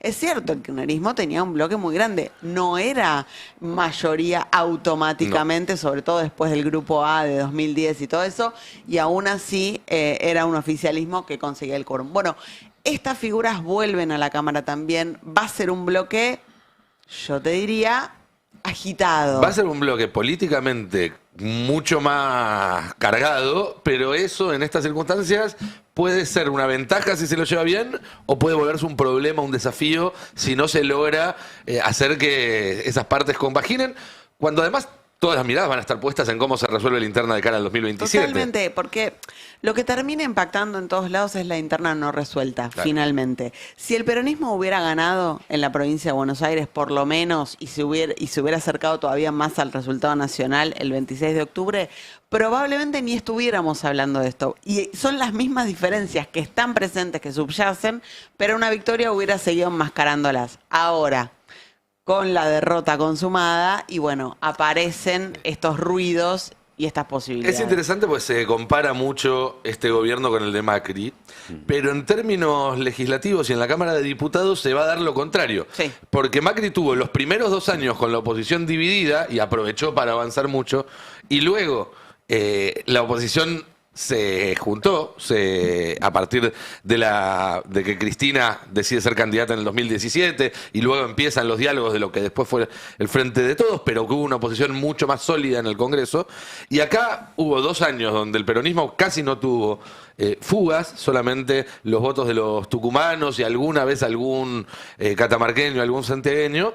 Y se vienen 2 años donde va a haber unas divisiones mucho más importantes. A los efectos de la estrategia de largo plazo del peronismo, creo que hoy mirándolo con el diario del lunes, terminó siendo más sana aquel estalle, ¿no? El estallido en 2016, todos a las puteadas, todos a las piñas, todos separados, pero en 2017 Cristina hace una excelente elección en la provincia de Buenos Aires, emerge como de alguna manera la líder nuevamente de ese espacio opositor y empiezan las conversaciones de unidad. Acá fue al revés, mantener una unidad a las piñas internas y una unidad simplemente para afuera. Y bueno, te termina estallando ahora la discusión cuando estabas a 2 años de las elecciones presidenciales, sin además herramientas para definir esa interna, porque las PASO no están eliminadas, solo fueron suspendidas este año. Difícil No que haya. no creo que en 2027 el gobierno nacional le dé una PASO, le organice la interna a la oposición. Al contrario. Entonces, no tenés herramientas para dirimir esa discusión interna. En 2017 la herramienta, fueron finalmente esas elecciones legislativas. Vas a tener un Congreso también y un bloque opositor con mayor volumen, con dirigentes con más volumen político, y también lo que te exige en este contexto, cuando por ahí las figuras nacionales no toman posición sobre nada o juegan a las escondidas, el Congreso lo que hace es que te exige la propia agenda que impone el gobierno tomar posición sobre cada cosa. Y en esa, mientras juegan a las escondidas los dirigentes nacionales o no bajan una línea de hacia dónde ir, ahí cada uno juega su juego y ahí se vuelve muy caótico. Sí, por eso lo único que van a poder hacer es rechazar Oponerse, cosas, sí. porque no hay posibilidad de consensuar una alternativa. Ahí hay que poner un asterisco, en todo caso yo pondría un asterisco, que es la parte que depende del propio gobierno. Sí. Porque yo dividiría estos 2 años que vienen a este Congreso en 2 partes. Uno, los primeros 3 meses, diciembre, enero y febrero, donde el gobierno va a tratar de aprovechar el envión para aprobar la reforma laboral, la reforma tributaria, etcétera. A partir de marzo me parece que va a haber que volver a barajar y dar de nuevo. Si el gobierno logra solidificar estas alianzas que está tratando de tener ahora con los gobernadores, incluso con algunos sectores del peronismo, y se asegura un número más o menos cómodo en las dos cámaras, lo cual no es sencillo, porque el Senado todavía lo tiene un poco más cuesta arriba, bueno, a lo mejor veamos un Congreso donde siga habiendo este tipo de intentos de avanzar con algunas leyes, retroceder y demás. Ahora, si al gobierno se le complican esas negociaciones y se le empieza a embarrar de nuevo, ojo que no veamos 2 años donde el Congreso esté muy paralizado y Milei aproveche su tercio que le asegura bancar los vetos y bancar los decretos para seguir gobernando sin esa ayuda del Poder Legislativo. En el Senado claramente el gobierno va a tener un activo invaluable que es Patricia Bullrich. Patricia Bullrich le va a ordenar el Senado a Milei, que es algo que venía necesitando muchísimo. Y en diputados... Bueno, Martín Menem empoderado, veremos cómo le va en este tránsito. Para mí, la gran incógnita es si la oposición logrará en algún momento retomar el envión que tuvo los 2 meses antes de la elección legislativa, cuando Milei estaba realmente muy mal, sobre todo chocado por el frente económico, y la oposición logró ponerse de acuerdo, peronistas radicales, kirchneristas, todos se pusieron de acuerdo para avanzar en 3 o 4 cosas que al gobierno le hicieron mucho daño. Bueno, me parece que ahí está la incógnita del Congreso que viene. Si el gobierno logra mantener a la oposición dividida y simplemente a la defensiva, o si la oposición vuelve a encontrar forma de avanzar. Sí, y eso me parece que va a tener mucho que ver también con el termómetro de la calle. Sí. Con un termómetro de la calle que en los próximos meses va a tener varias pruebas, porque las elecciones muchas veces funcionan también como, bueno, aguantemos esta elección y después vemos, y ahora todos los que tienen algo para protestar saben que hasta dentro de 2 años no va a haber otra elección, entonces tienen que salir a pelearlo en la calle, porque se vienen agendas muy agresivas por parte del gobierno en la reforma laboral y demás. Y también porque se viene un verano con subas de tarifas fuertes, ¿no, Cande? Sí, mira, lo tenemos en la placa 5, estos cambios que se generaron en el mundo de la tarifa eléctrica, donde va a haber una novedad, que es que las tarifas residenciales van a ser más caras que las industriales en el verano, que es cuando la gente más usa la red eléctrica, obviamente por los aires acondicionados, los ventiladores y demás, ¿no? Esa realidad va a cambiar en invierno, donde de nuevo las industrias, normalmente en nuestro país, no es en todos los países, pero en nuestro país las industrias suelen pagar más caro la red eléctrica. Desde noviembre, o sea, desde la facturación, desde noviembre en AMBA va a llegar un aumento entre el 3 y el 4%. Va a mantenerse esta cuestión donde los servicios públicos son los que empujan la inflación, son los que empujan la actualización de los precios, en esta idea de, bueno, la mayoría de tus ingresos se van a principio de mes cuando haces frente al pago de los gastos fijos, ¿no? Esos gastos que tenemos que hacer sí o sí. Dice, bueno, los usuarios residenciales abonarán entre 56.000 y 58.000 pesos hasta abril, justamente en la temporada alta de calor, mientras que industrias y comercios van a pagar más barato esa unidad de energía. Entonces, bueno, sí va a venir un verano complicado, no sé si sin luz, diría con luz muy cara. El tema es que va a pasar lo que pasa todos los veranos, que es que no hubo una inversión en la infraestructura de la red eléctrica, entonces probablemente más allá de los aumentos también vivamos esos cortes a los que estamos acostumbrados cuando suben mucho las temperaturas. Sí, el tema es que una cosa es esos cortes cuando la factura a fin de mes no te duele tanto, y otra es cuando le dedicas un 10-15% de tus ingresos a pagar por un servicio malo. Claro, porque en su momento, digamos, con el kirchnerismo, la crítica de los cortes era absolutamente válida, pero a cambio uno podía decir, bueno, no te pesa tanto, no, todos los meses no estás preocupado por lo que vas a tener que pagar de luz. Claro. Y ahora es un tema que se volvió central para las personas, y también, que esto te quería preguntar, para los comercios, ¿cómo quedan los comercios que no son industria? No, queda como residencial. ¿Queda como residencial? Sí. Ese va a ser un tema también, porque eso lleva a los precios. Lo que pasó en el gobierno anterior es que las industrias pagaban la energía sin ningún tipo de subsidio, entonces por eso tenían una red que era más cara que la residencial. Eso tiene que ver con la política energética. Hay países que dicen, no, la energía de los lugares productivos tiene que ser más barata porque justamente potencias el desarrollo industrial. Otros que dicen, no, la electricidad, el gas es un servicio básico para la humanidad, entonces está bien que los residenciales paguen poco. Dentro de esa discusión hay 1.000.000 de perspectivas y una diferenciación entre, no es lo mismo climatizar una pileta en Puerto Madero que usar la electricidad porque tenés una casa sin gas y sin electricidad no cocinás directamente, ¿no? Pero bueno, es interesante este cambio que va a generarse a partir de el verano, y hay una de los espacios de Defensoría del Pueblo, digamos, que lo que dice, el cálculo que hace es, si se toman desde diciembre de 2023 a octubre de 2025, en promedio los servicios aumentaron un 500%. Increíble. Es un número que decís, increíble. Ok. Los salarios no. No. Ah, no. ¿Y la inflación? Tampoco. Entonces lo que dicen, chicos, las empresas eléctricas están siempre llorando que se actualizan los precios detrás de la inflación. Venimos de 2 años que se vienen actualizando por encima de la inflación y las inversiones de infraestructura tampoco están. Entonces es una situación bastante compleja. De hecho, el verano pasado lo vivimos. Ciertos espacios, en ciertos lugares, los vecinos ¿a dónde van? Y van directamente a la oficina de Enor, de Sur o de la cooperativa de luz en el caso de los pueblos más chicos, y se enfrentan directamente con la empresa, pero el problema está muy por detrás y hay que ver cómo va a eso empujar también los precios generales en esta inflación que viene siendo del 2% y que parece que va a costar mucho bajarla de ese piso. Subestimada, ¿no? Ese 2% subestimada. Donde no ponderan tanto estos servicios. Claro, Igual ahora en diciembre claro. se va a cambiar la metodología porque ya no estamos en año, ya terminaron las elecciones, así que Marco Lavagna dijo, yo voy a actualizar la metodología. Vamos a ver, teóricamente era en noviembre del año pasado que le iba a hacer. ¿No le crees que lo va a cambiar?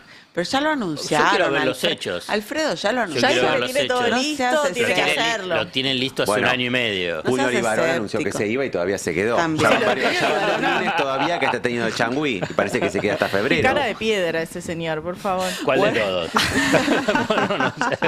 Bueno, hay varios. Claro, la puta me regaron. Sí. Y Esper creo que también. Y también ahí, bueno, una buena noticia más para Manzano.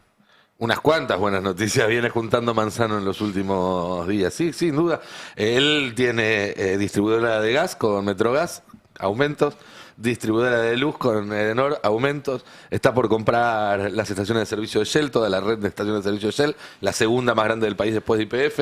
La nafta está aumentando también lo más bien. Tienes un negocio en la comunicación litio, también. gas, telecomunicaciones. Ahora, a Para diferencia que no quede mal nunca. de los 90, que fue un proceso de extranjerización de la economía, no estamos viendo todo lo contrario, al menos en estos primeros 2 años. Son los empresarios argentinos que acaparan cada vez más empresas. Esos mismos empresarios están preocupados porque ven que Estados Unidos puede empezar a poner una billetera muy grande y a los precios que está ahora muchos activos argentinos podrían empezar a irse para afuera. Y ahí entrarían en conflicto, digamos, 2 de las alas que protegen a este gobierno, el capital nacional y el capital ¿Qué extranjero. preferimos, Alfredo? ¿Burguesía nacional? No, bueno, primero tiene que haber una burguesía nacional. Pero hay que ver si vienen capitales del exterior, ¿no? Los datos de inversión extranjera directa con el gobierno Milei, yo creo que es de los peores desde el comienzo de la serie que hace el Banco Central. De enero a septiembre de este año es negativa. 1.400 millones. No es que están viniendo, sino que se están yendo. Y además hay un cambio a nivel global. Durante 20 años más o menos tuviste una deslocalización de la producción, ¿no? Para hacer una cadena global. El offshoring. Claro. Ahora hay una relocalización en sus países de origen. O sea que hay que ver. ¿No solo en Estados Unidos? No, también en Europa. Pero, por ejemplo, por poner un caso que está ahora en estos días, Nucleeléctrica, por ejemplo, tengo entendido que es un negocio en el que están interesados tanto Edenor como algunos socios norteamericanos. Bueno, se verá, por ahí como fue en la década del 90, pasan a ser socios. Puede ser también. Che, ¿tenemos el tuit de Navarro de hoy a la mañana? Porque la semana pasada les habíamos mostrado unos datos que habían salido de Steam que mostraban cómo durante el mes de cobertura electoral, que es un mes muy fuerte, donde todos los ojos empiezan a mirar más los canales de política y demás, y ha sido el Destape el que más ha tenido impacto durante ese mes.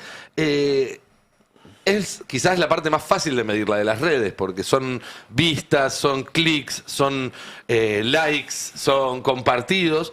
Ahora están llegando los datos de radio, que dependen ya de una medición que se hace desde hace muchísimos años por parte de Ibope y demás. Y el Destape, entre las radios AM, si uno toma el periodo de agosto, septiembre, octubre de 2025, ya está en el podio. ¡Epa! No lo había visto. Esto es de 10 a 12 de lunes a viernes, es decir, el horario del pase, el programa que hacemos acá con Roberto Navarro y todo este equipo. 14,39, uno de los horarios más calientes para la radio y sobre todo para la radio de política. Ahí nomás el segundo, que es Radio 10, y superando a una histórica como Rivadavia. La verdad que nos pone muy, pero muy contentos, tanto estos datos como los datos de digital, porque no solamente significa que cada vez más gente se prende al Destape, y eso está buenísimo desde ya. También significa que cuando hay cuestiones pesadas que tienen que ver con la política, que tienen que ver con denuncias, que tienen que ver con ir a buscar información, la gente viene al Destape. Y eso la verdad que es un reconocimiento enorme al laburo que venimos haciendo, y queremos agradecerles a todos ustedes por elegirnos y también, y por ser el que ocupa hoy esta silla, lo digo en mi nombre, a todo el equipo que hace el Destape, que son las caras que ven de este lado de la cámara, pero también todos los que están del otro lado, que son muchísimas personas, todos grandes laburantes, y sin ellos nada de esto sería posible. Así que quería espectacular. Agradecer a todos por este crecimiento enorme que estamos teniendo y que nos pone muy, pero muy contentos. Quería compartirle otra imagen. Ahora en un minuto, Tano, la que mandé hace un rato al Twitter, que es muy impactante y que nos vuelve a traer la conversación al principio un poco del programa de hoy. A ver. Y a cómo el proyecto político de los supermillonarios y el proyecto político de la Casa Blanca, que tiene en la Argentina un laboratorio global, está cada vez más intrincado y no se puede separar. Esta es una foto, este es un tuit de Bernabé Malacalza, especialista en política internacional, que además acaba de sacar un muy buen libro sobre cómo América Latina es el campo de las cruzadas entre China y Estados Unidos en el siglo XXI. Y esos tipos, los que estén en YouTube y están viendo a 4 personas vestidas de militares, vestidas con ropa de camuflaje, o sea, es indudablemente ropa de fajina, militares. Y esas 4 personas, si podemos volver al Twitter, porque ahí tengo los nombres, acá no los tengo a mano, son CEOs o ejecutivos de primera línea de las grandes empresas de Silicon Valley. Shyam Sankar de Palantir, Andrew Bosworth de Meta, es decir, Facebook, y Kevin Whale y Bob McCrew de OpenAI. Es decir... Pero no entiendo, ¿qué es lo que ellos que pasan a ser ahí dice, van a ser tenientes del Pentágono? El Pentágono toma con grado de oficial superior a ejecutivos de las grandes empresas. ¿Por qué? Porque todas estas empresas tienen proyectos que involucran a la CIA, al Pentágono, se utilizan la inteligencia artificial, los datos y demás, para tomar datos que después se utilizan en operaciones militares. Tienen que tener un compromiso con la patria, digamos. Pero primero la forma, para entender la forma. ¿Por qué están vestidos así? ¿Por qué? ¿Ellos qué son? ¿Reservistas? ¿Hicieron? No, son generales. Son generales. ¿Pero hicieron una instrucción militar? No. ¿Van a ir al frente? No, porque hoy la guerra no se gana en el frente. Hoy la guerra se gana con la información que tenés, y esa información la producen estas empresas. ¿Y se visten así? Es una señal política que se vistan así, claramente. ¿No? Es un mensaje de miren. Claro, es un homenaje a Luis Petri. No, pero es un mensaje de Trump diciendo, miren cómo los ejecutivos de estas grandes empresas ahora son parte del ejército de Estados Unidos. ¿Por qué? Porque son sistemas que funcionan con altísimo secreto, ¿no? Son sistemas que son los que hacen que los drones sepan a quién dispararle y a quién no, que sepan saber a dónde va cada ciudadano y demás.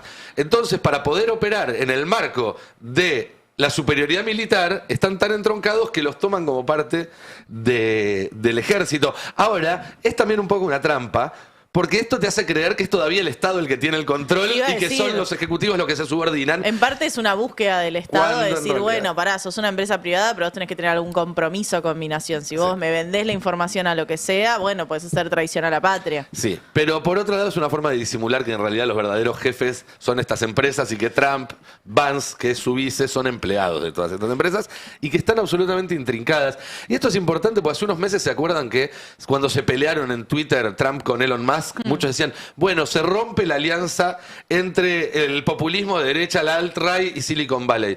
Esa alianza no se va a poder romper jamás, porque lo más importante para esta gente es la carrera contra China, y en esa carrera contra China cada uno suena una rueda, falta una de las dos ruedas y se cae todo. Entonces es una alianza que es incontestable. Yo trato de no ser conspiranoica, viendo esto es difícil, te voy a decir.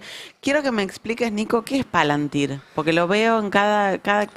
Es una pregunta muy interesante y es un poco difícil de contestar, voy a tratar de que se entienda.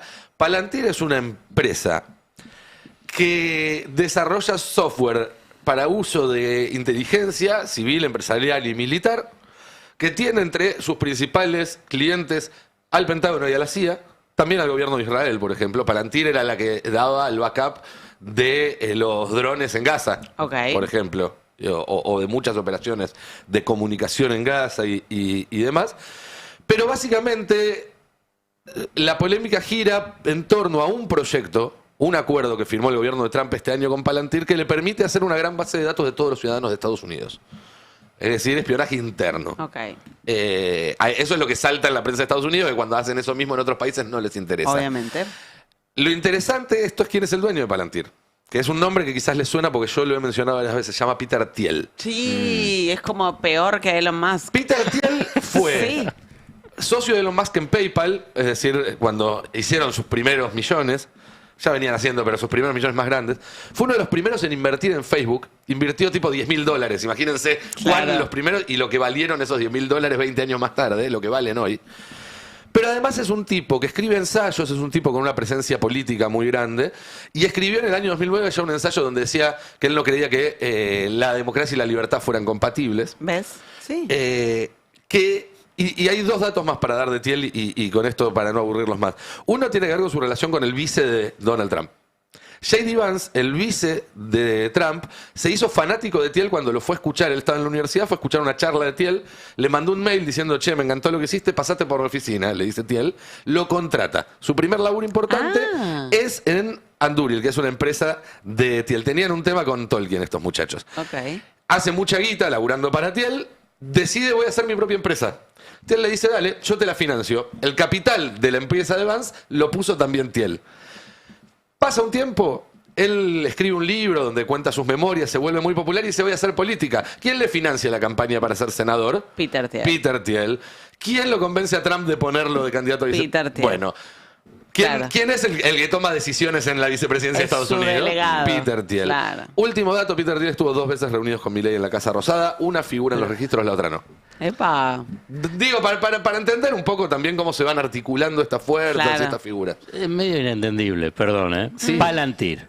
Es una empresa en línea con lo que vos decís, ¿eh? Es una empresa tecnológica que desarrolla software, un software, para analizar y organizar grandes volúmenes de datos. ¿Inteligencia? Pero grandes volúmenes de datos también Google no lo hace. Sí, también. GPT. Claro, son productos como Gotham y Foundry, tiene dos. El primero es para el Estado y el otro es para el sector privado. Exactamente. Son utilizados tanto por agencias gubernamentales, incluidos los militares, como empresas del sector privado para tomar decisiones basadas en información compleja. Discúlpame, ¿qué es lo que hacen? Hacen todo lo que tengan que hacer. Ese es el punto. Hacen todo lo que sea necesario. Todo lo que sea necesario. Escúchame, tengo un Pero Google también lo tengo. Un dato que es chisme de Peter Thiel, que es el único dato que Unidos en una alianza política. Ese es uno de los secretos de esta nueva ultraderecha. Cómo logran que sectores aparentemente antagonistas terminen alineados detrás de un mismo proyecto, de un mismo líder, o diría, en contra de un enemigo en común. Claro. Que ese me parece que es lo más importante. Elon Musk son socios de Palantir. Elon dice, Musk tenía con la compañía de inteligencia artificial de Elon Musk, XAI, se ha asociado con Palantir Technology. Es parte de todo un mismo gran ecosistema. Están todos ahí Sí, adentro. compiten entre ellos, pero Son parte todos de tus un amigos. ecosistema. Toda gente que escucha mi podcast. Ahora, a ver si los menciono. Ahora, vos decís que esta alianza de empresarios tecnológicos que tienen grandes bases de datos a disposición, hoy son aliados circunstanciales del gobierno de Trump o son aliados de los Estados Unidos y funcionan como un bloque homogéneo.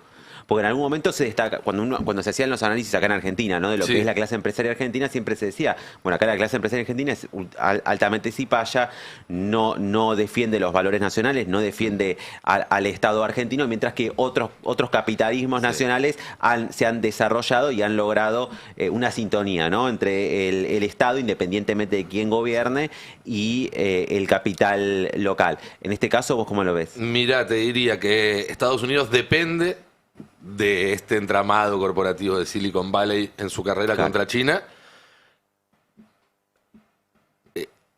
No estoy tan seguro de que en el mismo sentido sea igual y que en algún momento... A ver... O sea, Silicon Valley no depende de Estados Unidos. Esto es algo que Adam Smith ya decía hace 250 años. El capital no tiene nacionalidad. Estos tipos son... algunos hablan incluso de una lumpen oligarquía, porque el lumpen proletariado era un proletariado que no tenía ni conciencia de clase ni conciencia de nación. Bueno, a mí me parece que estos tipos están haciendo cohetes para irse a vivir a Marte cuando todo esto explote por los aires. Es decir, hay un intento del Estado de Estados Unidos de decir ustedes tienen lealtad conmigo porque me están jurando lealtad como militares. Pero a la larga, si en algún momento... Hoy los trabajan necesita. para la distopía, digo. Sus inversiones están puestas en que el mundo sea invivible y ellos vivir en otro mundo, literal. Y hoy Silicon Valley necesita la Casa Blanca si el día de... y viceversa. La Casa Blanca siempre va a necesitar a Silicon Valley. Claro. Si el día de mañana Silicon Valley deja de necesitar a la Casa Blanca, cierra con China en 30 segundos. Pero sí, ustedes dicen que cuando Mamdani sea presidente, Silicon Valley... No puede ser presidente. Estás muy optimista. Tienes razón, no puede ser presidente. No puede ser presidente. Nació en Uganda. Sí. Es cierto. Bueno, tampoco podría tener un tercer periodo Trump y sin embargo él está queriendo. Así que en esta época es todo mucho La Corte más. Suprema le permitió a Trump, ahora por el shutdown, dejar de entregar la tarjeta alimentar de allá. Así es, y por eso vemos filas enormes de cuestiones. Igual parece que el shutdown se cae en pocas horas porque algunos senadores demócratas fueron convencidos de cambiar su voto. Ya que hablamos de ultraderecha, si querés te cuento algo. Contame, dale. Porque hay una convocatoria de algunos sectores en nuestro país que se sienten un poco entusiasmados, empujados por este resurgimiento o esta ola global de ultraderecha, y es una convocatoria para el sábado 29 en Plaza de Mayo para pedir por la liberación de los condenados por delitos de lesa humanidad en nuestro país. Los represores. Quienes nos están viendo en ¿Ese YouTube, es el flyer oficial? hay varios flyers, son cada uno peor que el otro. Quienes nos están viendo en YouTube los van a poder ver, si no yo se los describo. En este que estamos viendo hay un señor de piel blanca que su pecho dice verdad, peleando con un señor de piel negra que en su pecho dice mentira. Está mal en varios niveles. Muchísimo. Más allá que el diseño es espantoso. No dejes que gane. 29 del 11, todos a Plaza de Mayo, dice la convocatoria. ¿Me vas a acordar? ¿Cómo se llamaba el tema ese que habían sacado Paul No dejes McCartney que con ganen Stevie Wonder? negros. Ébano y Marfil. Ivy and Ivory, sí. Bueno, Dios. literal. No dejes que ganen los negros, mentirosos y bueno, todo lo que le puedas incorporar ahí. Yo te diría que la verdad tiene que subir un poco el brazo porque no tiene la defensa muy baja. Tiene la defensa muy baja. Aquí me gusta un poquito el boxeo. Digo Es una que me gran parece... metáfora de estos tiempos, ¿sabes? Sí, efectivamente. Hay varios flyers. Libertad y reivindicación a los presos políticos, que así es como llaman a los condenados represores por delitos de lesa humanidad. Convocatoria al encuentro patriótico, 29 de noviembre en Plaza de Mayo. Así lo denominan, ¿no? Encuentro patriótico. Esto es, ponen una tapa apócrifa de un diario nacional y abajo ponen, hace que sea realidad. Sí. Igual, Es gracioso porque la convocatoria es para el 29 y ese diario es del 29 de la mañana. Estoy viendo ahí en la parte de arriba, ni siquiera. Deberían ser del 30 de noviembre. Histórica movilización en Plaza de Mayo, una multitud pidió no sé qué. Y bueno, también hay imágenes como de las cruzadas en contra del comunismo. Le están entrando durísimo a la falopa de la Y ida, bueno, ¿no? estamos ahí. Es una convocatoria impulsada por militares retirados en la que aparecen también militantes mileístas. No aparece por ahora ningún nombre vinculado al gobierno, pero sí claramente gente que ha militado al gobierno en redes sociales, en manifestaciones, que ha, por supuesto, votado al gobierno de Javier Milei y que en este caso van a volver a exigir la libertad de los condenados por delitos de lesa humanidad. El documento que está haciendo, de la agrupación que está haciendo esta convocatoria, la agrupación se llama Unidos por la Sangre Derramada. Y el documento habla de los mártires que perdieron la vida a manos de terroristas y le pide a la ciudadanía que tome conciencia para justamente reivindicar a represores, violadores, torturadores, chorros, genocidas, bueno, este tipo de personas que ha cometido delitos de lesa humanidad en la última dictadura en la Argentina y que ahora están pidiendo que sean liberados. La Corte la semana pasada habilitó la domiciliaria a un represor condenado y que esto abre la puerta a que el resto haga presentaciones similares. Sí, claro, sin duda, y es un objetivo de todo este sector desde 2016 en adelante, y obviamente que iban a aprovechar el envión del triunfo de las elecciones de medio término para volver a intentarlo. Hablando de eso, y porque además vincula directamente con la agenda de Victoria Villarroel y demás, Alan, vos tenés más data sobre Patricia Bullrich y sus planes para el futuro. Sí, porque va a entrar en conflicto con Villarroel ahí. Eso desde ya está garantizado y además la vicepresidenta está muy preocupada porque la salida de Francos la dejó ya sin ningún tipo de articulación con el Poder Ejecutivo. De Ella hecho, se lleva mal con Santilli. Claro. ¿No? Estaban en lados opuestos en la interna del PRO y ahora la llegada de Santilli es hasta un desafío porque ella parecía como la dueña de todo el capital del PRO migrado hacia la Libertad Avanza y ahora Santilli se lo va a poder disputar. Sí, y además era una dirigente que también tenía algunas terminales en la Cámara de Diputados, movía a los radicales con peluca, movía a distintos miembros de la Cámara también, y de alguna manera también primerió cuando hizo el giro y logró el salto de varios de los diputados del PRO a la Libertad Avanza, que también están trabajando, te cuento, en otro bloque, están generando un bloque intermedio, yo lo llamo el bloque contención, que son aquellos que quedaron heridos del cierre de listas, pero que en general votan igual con la Libertad Avanza, entonces se está armando ahí como un tercer bloque neolibertario bajo también la conducción de Patricia Bullrich en las sombras. Pero lo cierto es que Bullrich tiene varios planes para 2027. Primero que ya quedó empoderada como la articuladora directa en el Senado. Sí. Lo dijo el presidente, se lo dijo en las reuniones con los senadores electos, les dijo todo lo que sea el Senado tienen que hablarlo con Patricia Bullrich, así que de ahora para adelante, y además va a ser la presidenta del bloque, lo cual le va a dar una centralidad muy grande, incluso superior a si era la presidenta provisional del Senado, que todo hace entender que ahora la Libertad Avanza va a ir por Nadia Márquez, que era diputada, evangélica y que va a entrar en la línea de sucesión. Nadia Márquez es la hija del vicepresidente de Asiera, que es este grupo evangélico que estuvo en la Casa Rosada la semana pasada. Exactamente. Y en este caso también tengamos en cuenta que Bullrich lo que va a hacer es tener mucha centralidad, va a cerrar los discursos cada vez que haya un debate en la Cámara de Senadores. Además, va a ser interesante esos discursos. Va a hablar de una filosofía muy interesante. Vamos a ver, va a ser interesante. Vamos a ver cómo hace los discursos. Vamos a ver si lee o no lee también, ¿no? Cuánto se apoya en el papel. Después también a eso se le suma que Patricia Bullrich tiene mucha experiencia legislativa e imagínate que al lado de los cuadros legislativos, parlamentarios que van a ingresar y que ya tienen la libertad de avanza, ella está a años luz de esa maniobra legislativa. Recordemos que hay legisladores que todavía no leyeron el reglamento. Patricia Bullrich tiene muchísima experiencia parlamentaria y es reconocida por ello por los distintos espacios políticos. Ahora, los planes para adelante que tiene Patricia Bullrich es, sin duda, adquirir mucha centralidad hacia 2027. No solamente Diego Santilli está pensando y va a utilizar el Ministerio del Interior como plataforma a la gobernación bonaerense en 2027, sino que también Bullrich tiene plan A, B, C y D, te diría, según el camino que lleve adelante el gobierno y los resultados que vaya teniendo. Si a Milei le va bien, si consolida este camino en los próximos 2 años, Patricia Bullrich sueña con ser candidata a vicepresidenta. Sí, de acompañarlo en la fórmula.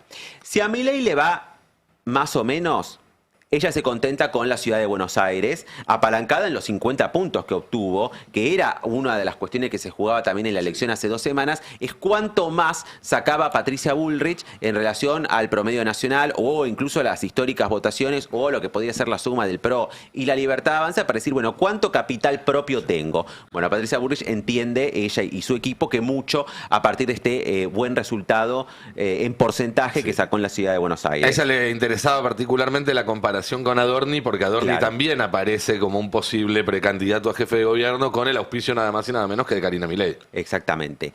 Y después, ese es el plan B. El plan C, si va mal, si a Milei se le complica, es decir, bueno, yo puedo ser una prenda de demostrar continuidad con algo distinto, con este voto más clásico del PRO, con lo que sería las señoras de Recoleta, esta imagen de la institucionalidad, del republicanismo. Yo puedo tomar esas banderas que son en parte del PRO y sumarme también a la ola violeta y de esta manera tener una continuidad con cambios. Sería hacia Milei. Para ser candidata a presidenta. A presidenta nacional. De hecho, fue algo de lo que se empezó a ver aquella vez que ella mostró diferencias con Espert públicamente, cuando dijo, para mí tiene que renunciar, cuando se mostró distante y que tomaba distancia por primera vez del gobierno. Ahí hay un optimismo también, porque hay otro diagnóstico que se lo puede contraponer, que es el diagnóstico que está dando Macri. Macri dice, a este gobierno le va a ir mal